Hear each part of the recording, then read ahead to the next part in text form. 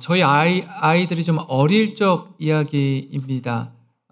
휴가 기간에 한번 제주도로 놀러 갔다가 김영 미로 공원이라는 곳에 아이들과 함께 갔습니다. 한여름으로 기억하는데요. 보니까 이 미로 공원에 들어가서 이제 미로를 찾아서 출구를 향해 나아가는데 저기가 김영 미로 공원인데요. 처음에는요. 뭐 이 정도쯤이야 하고 쉽게 느껴졌습니다. 제가 그래도 집안의 가장이니까 "나를 따르라." 하고 이제 앞으로 성큼성큼 이렇게 가는데, 가다 보니까 분명히 '이 길이 맞다.'라고 생각을 했는데 막다른 골목에 딱 들어서더라고요. 그 밑에도 보고 막 위에도 점프해 보고 하면 분명히 사람들이 어떻게 가는 것 같은데 잘 모르겠는 거예요. "나를 따르라." 하고 가는데 이게 뭐 앞장선 제가 길을 잘 모르니 가다가 다시 빠꾸 백해야 되고 가다가 다시 돌아서야 되고, 그러니까 아내가 저희 아들을 안고 딸을 손에 잡고 이렇게 걸어오는데 남편이 시원치 않은 거예요. 이게 어디로 가야 되는지도 모르고 계속해서 빙글빙글 돌아가고 하니까 얼마나 힘들겠습니까? 그도 그럴 만한 것이 미로엔 함정이 많더라고요. 가면은 될 줄 알았는데 막혀 있는 거예요. 다른 방향을 찾고 여러 번 시행착오를 겪으면서 얼마나 길을 헤맸는지 모릅니다. 이거 보면서 나중에 너무 힘이 드니까 땀이 막 비 오듯이 하고, 이 더운 날에 이게 입장료가 있어요 또. 이 돈을 내고 이 무슨 생고생을 하고 있나 싶었어요.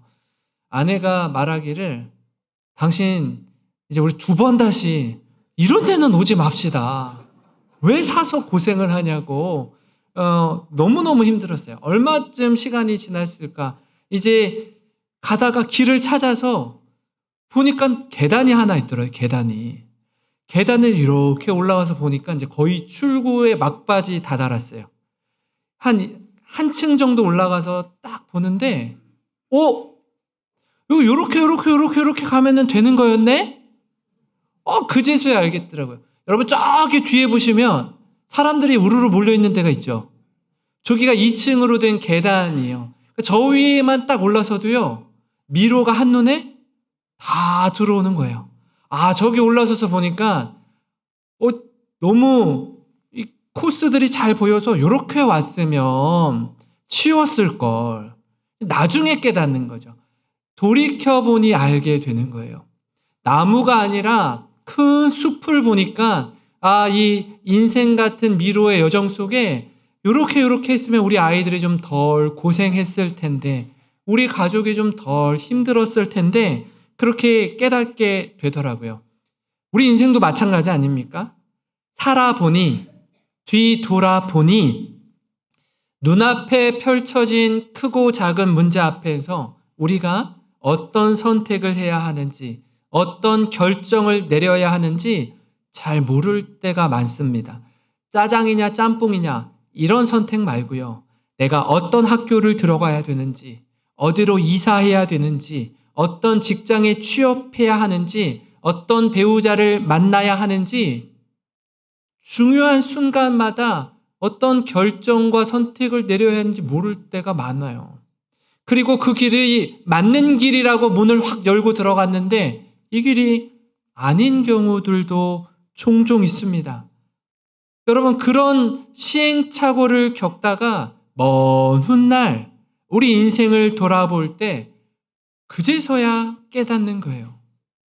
한 문제, 한 사안, 한 나무를 바라볼 때는 잘 몰랐어요. 그러나 큰 숲을 보니까 그제서야 이해가 되는 겁니다.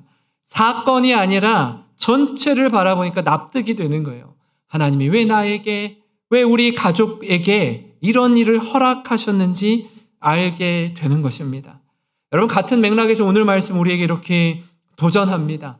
여러분, 크고 작은 문제 앞에 설 때에 무엇을 바라보아야 하는지, 어디에 우리의 시선을 고정하고 집중해야 하는지 하나님 우리에게 가르쳐 주셔요. 마치 이 미로 속에서 헤매는 인생처럼 어디로 가야 하는지, 무엇을 선택해야 하는지 우리가 잘 모르기 때문에 그렇습니다.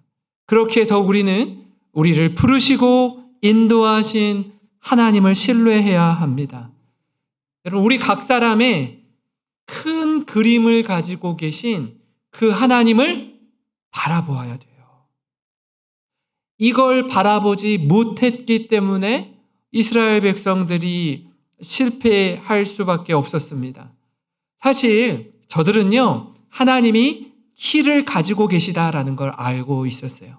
하나님이 저들의 인생의 주인이라는 것을 출애굽의 여정 속에서 광야 40년의 광야길 가운데 가나안 땅을 정복하는 전쟁 가운데 하나님이 우리의 주님 되십니다라는 걸 모르지 않았습니다. 충분히 알고 있었어요. 그러나 문제는 뭐냐면 가나안 땅에 정착하고 저들의 문화를 배우고 저들의 우상을 섬기고 저들의 배가 부르면서 하나님을 서서히 잊기 시작했습니다. 사실은 하나님을 전혀 모른 채 잊은 채 살아갔다기보다는 하나님을 예배하면서 동시에 세상도 같이 예배하는 거예요. 하나님을 섬긴다라고 하지만 동시에 세상도 섬기는 것입니다. 신앙의 양다리를 걸치는 거예요. 좀 더 신랄하게 말씀을 드리자면 영적인 간음죄를 범하는 것입니다. 이스라엘 백성이 하나님을 믿는 백성인데 하나님의 자녀라고 하는데 어떻게 그럴 수 있을까? 왜 그렇죠? 그만큼 세상이 화려하고 멋지고 좋아 보이기 때문에 그렇습니다. 세상이 유혹하는 건 죄다 눈에 보이는 것들입니다. 눈에 보이는 화려함에 우리 마음이 빼앗기기 때문에 그렇습니다. 이스라엘이 그랬어요. 먹고 사는 게 힘들고 어려울 때는 하나님만 찾았습니다. 광야 인생길에 먹을 게 없어요. 목이 타들어갑니다. 먹을 양식이 없습니다. 계속해서 모세를 원망하죠. 모세를 원망하는 건 하나님을 원망하는 것과 같습니다. 다시 말하면 원망한다라고 얘기하지만 어찌 되었든지 하나님 살려주세요. 하나님 도와주세요. 하나님이 지금 출애굽해서 가나안으로 가는 여정 중에 우리 굶어 죽일 생각이십니까? 하나님을 찾았다고요. 우리나라도 마찬가지 아닙니까? 여러분, 구한말 조선시대를 거쳐서 이 대한민국, 여러분 6.25 한국전쟁을 거치면서 아무것도 먹을 게 없을 때, 입을 게 없을 때, 잠잘 자리가 편치 않을 때 하나님만 찾았어요. 예배당이 마룻바닥이었잖아요. 여러분 거기에서 그 무릎 꿇고 애기 들쳐업고 그 차디찬 마룻바닥에서 엎드려 기도했던 우리 신앙의 어머님들의 눈물 젖은 기도가 있었습니다. 무릎 꿇는다는 건 뭐예요? 항복한다라는 거예요. 근데 요즘엔 우리가 하나님 앞에 잘 무릎 꿇으려고 하지 않아요. 배가 불렀어요. 넉넉해요. 여유가 있습니다. 간절함이 없어요. 적당히 눈물 몇 방울 흘리면 하나님께 드릴 예배를 다 드렸다라고 생각합니다. 우리가 무릎 꿇는다는 건 내 힘, 내 능력, 내 경험으로는 역부족함을 깨닫기 때문에 무릎 꿇는 것입니다. 하나님의 도우심이 필요하기 때문에 엎드리는 거예요. 하나님, 주님의 은혜 없이는 단 하루도 살 수 없는 연약한 인생입니다. 이 믿음의 고백이 하나님께 무릎 꿇는 것으로 표현되는 것입니다. 이스라엘은 우리 선교 초기의 대한민국은 그렇게 연약한 존재였습니다. 그런데 이제는 먹고 살만해요. 수중에 가진 돈도 조금 있습니다. 전과 같지 않아요. 풍족해졌습니다. 그러다 보니까 우리가 하는 게 뭐죠? 한눈을 파는 거예요. 곁눈질 하는 겁니다. 시선이 하나님께로 고정되어 있었는데 이제는 어떻게 해요? 점점 하나님에게서 세상으로 우리의 시선이 바뀌기 시작하는 거예요. 그런 가운데 블레셋과의 전쟁에서 보기 좋게 참패를 당하죠. 참패당한 이유가 우리 2주 전에 함께 살펴보았지만 우리가 하나님의 임재를 상징하는 하나님의 언약궤와 함께 전쟁에 출전하지 않아서 당한 어려움 아닌가? 그래서 하나님의 언약궤를 지성소에서 가지고 들쳐매고 와서 전쟁에 다시 한번 참여하죠. 그러나 두 번째 전쟁마저도 완전히 참패를 당할 뿐 아니라 저 언약궤를 블레셋에 빼앗겼습니다. 그리고 20년의 시간이 지나요. 20년 동안 하나님이 블레셋에 직접 들어가셔서 하나님의 언약궤가 머무는 곳마다 저들의 저들의 의지하는 우상들이 하나 둘 패하는 것을 보여주십니다. 처음에는요, 블레셋이 우연인 줄 알았어요. 저들은요, 다곤이라는 우상을 숭배했는데 상체는 사람이고 하체는 물고기인 다곤이라는 우상을 섬겼어요. 다곤 신전에 하나님의 언약궤를 딱 갖다가 자신들의 탈취물로 승리의 전리품으로 딱 갖다 놨는데 다음날 일어나 보니까 저 다곤 신상이 자빠져 있는 거예요. 왜 우리의 다곤 신이 저렇게 누워있지? 다시 일으켜 세웁니다. 그 다음날 보니까 목이 댕강하고 날아가고 팔다리가 다 산산조각 나 있는 자신의 신을 바라보게 됩니다. 이게 무슨 일이지? 하나님이 여러분 블레셋이 의지하는 우상들을 하나하나 치기 시작합니다. 독한 종기로 때로는 큰 환란으로 여호와의 언약궤가 가는 곳마다 블레셋이 심판받기 시작해요. 어디를 가도 이게 재앙이 되어버리니까 하다가 다시 어떻게 해요? 이스라엘 진영으로 돌아오게 됩니다. 그 기간이 무려 20년의 세월이었습니다. 여러분 이 시간이 지나면서 이스라엘의 마음이 여호와께로 향하기 시작해요.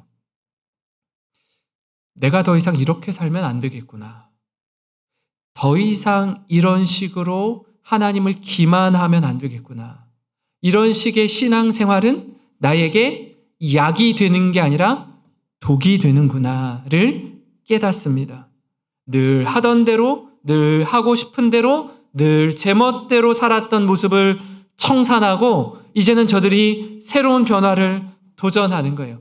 그렇지 않으면 저들의 인생 가운데 참된 평화와 영적 안식을 누리지 못하기 때문에 그렇습니다. 겉으로는 하나님의 백성인 것처럼 보이지만 실상은 빈 껍데기뿐인 인생을 살아온 거예요.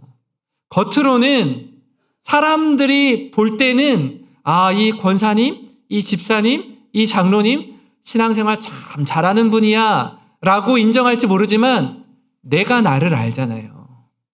우리가 우리 자신을 누구보다 잘 알잖아요. 속은 세상 것으로 가득 차 있는 거예요. 여러분 이런 모순, 이런 거짓된 삶을 끊어내고 하나님 앞에서 새롭게 되는 은혜를 누려야 할 줄 믿습니다. 여러분 그게 바로 하나님이 우리에게 원하시는 삶입니다. 오늘 말씀을 기초로 이런 영적인 각성과 회개가 일어나려면 여러분 첫 번째로요.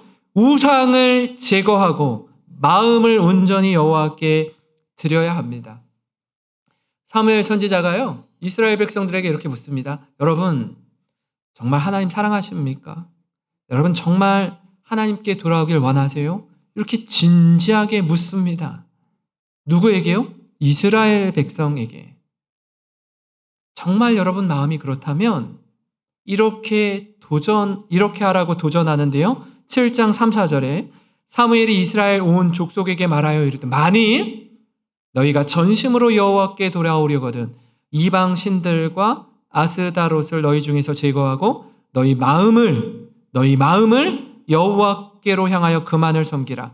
그리하면 너희를 블레셋 사람의 손에서 건져내시리라. 이 이스라엘 자손이 바알들과 아스다롯을 제거하고 여호와만 섬기니라.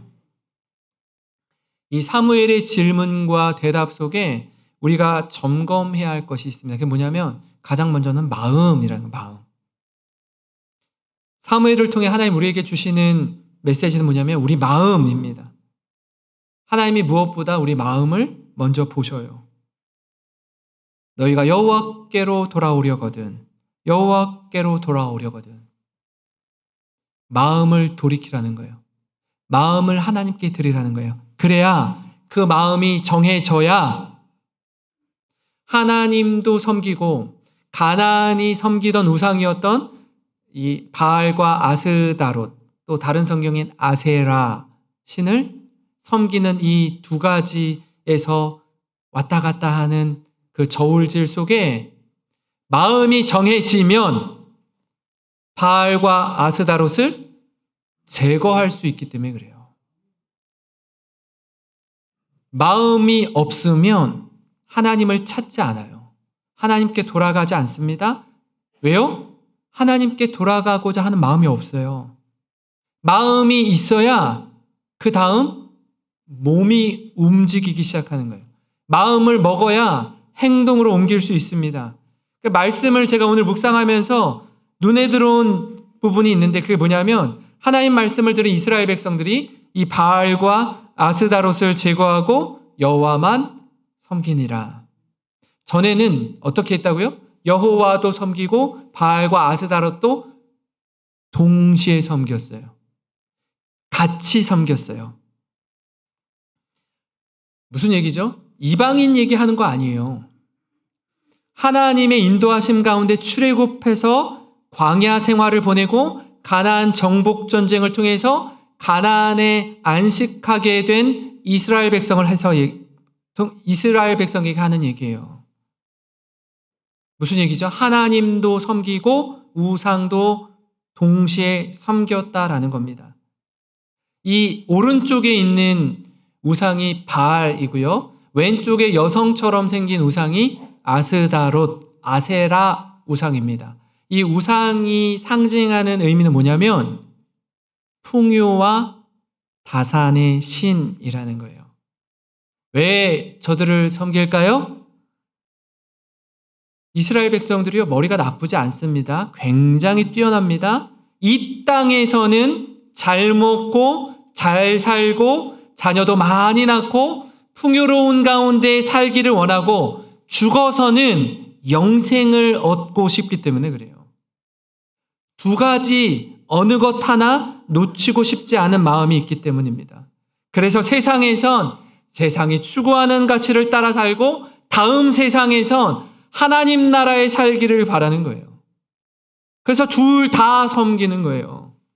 이스라엘은 이처럼 영적 간음을 범합니다. 하나님을 향한 마음이 둘로 나뉘어지는 거예요. 하나님과 우상 사이에서 어떤 때에는 하나님을 선택하고 어떤 때에는 우상을 선택하는 겁니다. 그 사이에서 기웃거리는 거예요. 그렇기 때문에 마음이 중요해요. 마음이. 사랑하는 성도 여러분, 전심으로 하나님께 돌아가기 원하십니까? 하나님을 향한 목마름이 있습니까?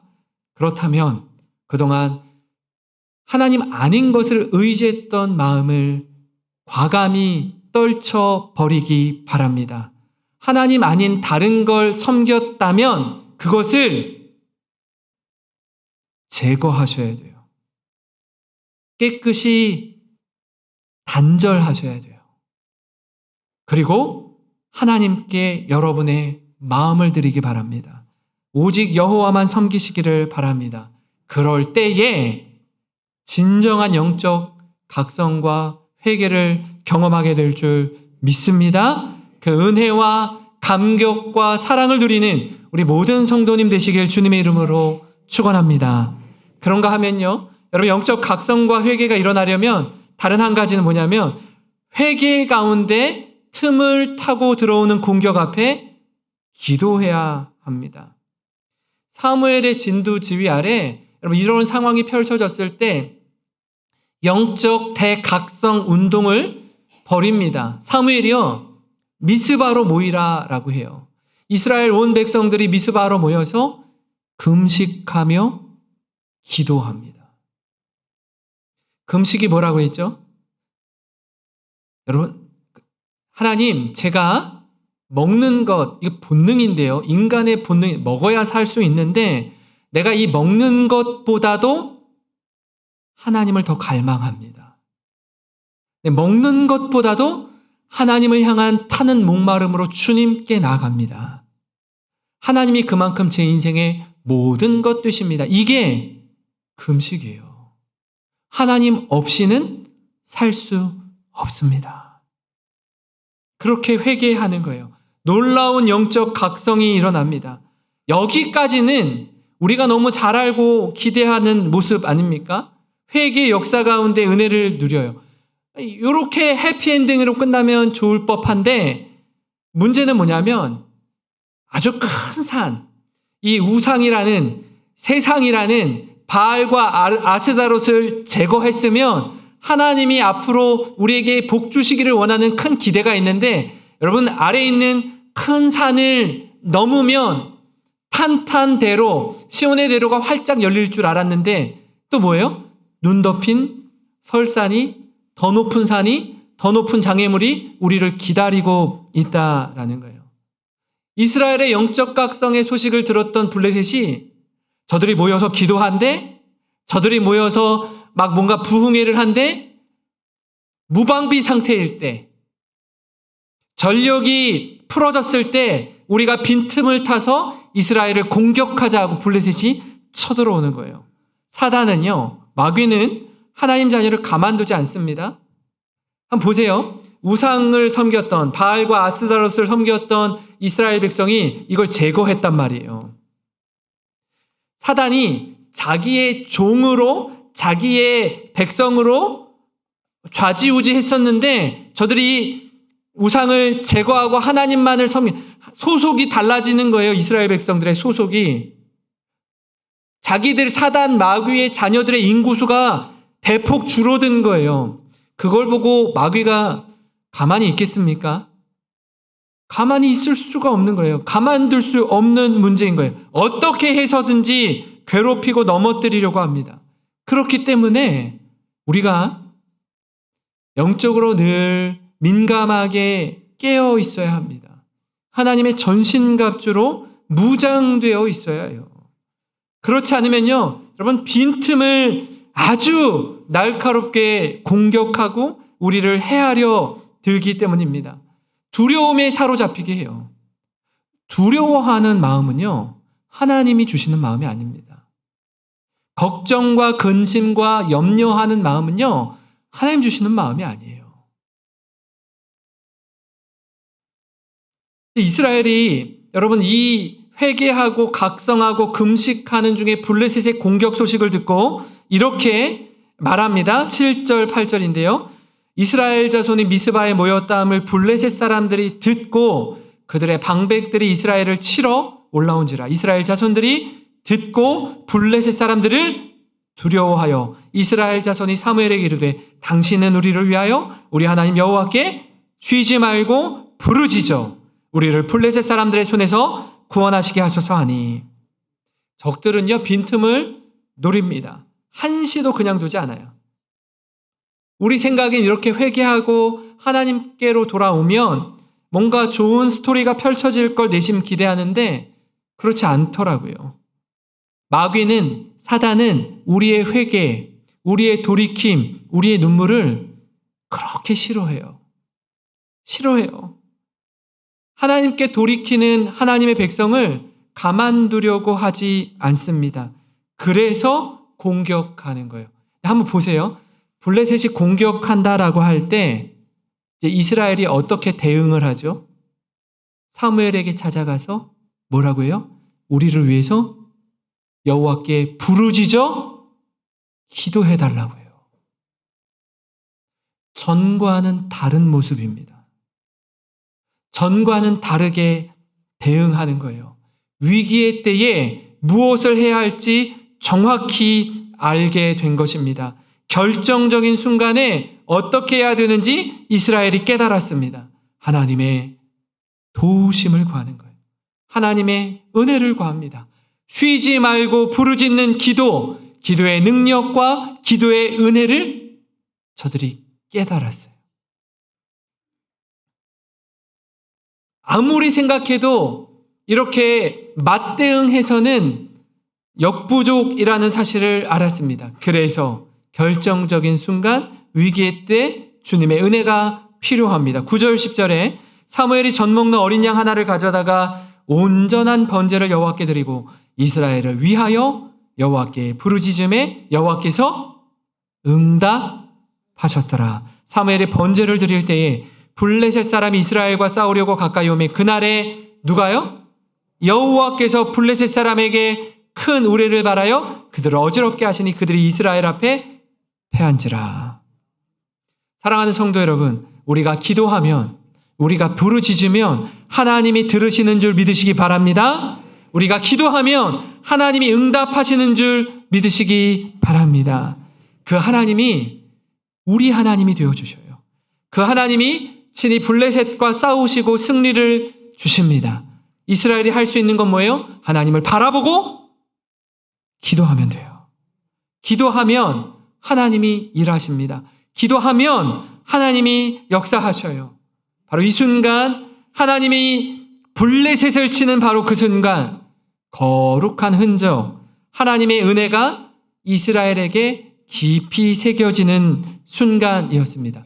왜 그렇죠? 20년 전 블레셋과의 전쟁을 기억하고 있어요. 아픈 기억이 그들에게 있기 때문입니다. 그때 당시에는 내 생각, 내 방법대로 하면 성공할 줄 알았습니다. 실패했잖아요. 여호와의 언약궤를 실로에서 가지고 와서 언약궤와 함께 전쟁에 출전했는데도 실패했잖아요. 결국 오랜 시간 돌고 돌아 다시 이스라엘로 돌아온 언약궤 아닙니까? 그렇기 때문에 오늘의 이 승리가 더욱 값지게 느껴지는 거예요. 우리 삶도 이스라엘 백성들의 모습과 많이 닮아 있습니다. 순종과 불순종 사이에서, 고민과 유혹 속에서, 선택과 결정 가운데 때로는 울기도 하고 웃기도 합니다. 여러분, 인생의 곤고한 시간을 지날 때 뭘 깨닫죠? 아, 내 믿음이 이 정도밖에 안 됐구나. 네, 그래도 나름 열심히 신앙생활도 하고 여러 봉사도 하고 훈련도 받고 순장도 하고 장로도 되고 권사도 되고 뭐 이 정도면 남부럽지 않게 내 신앙이 견고한 줄 알았는데 어때요? 시간이 지나면서 내 얕은 신앙의 바닥을 확인하는 거예요.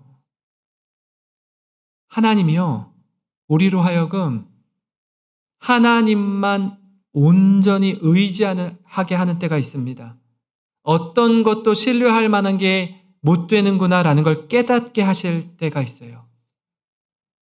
그럴 때 돌이켜야 합니다. 그럴 때 회개해야 돼요. 회개해야 돼요. 가다가 막다른 골목에 들어서면 어떻게 해요?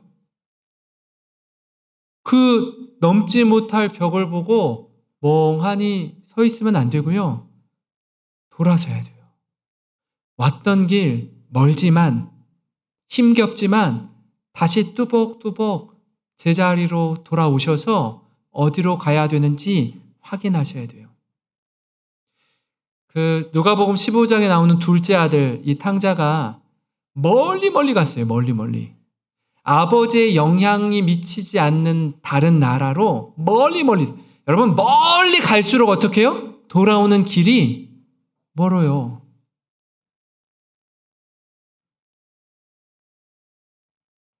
그러나 아무리 멀리 가셨더라도 우리가 주님께로 돌아올 때 우리 하나님 아버지께서 너른 품에 우리를 안아주시는 분임을 기억하시기 바랍니다.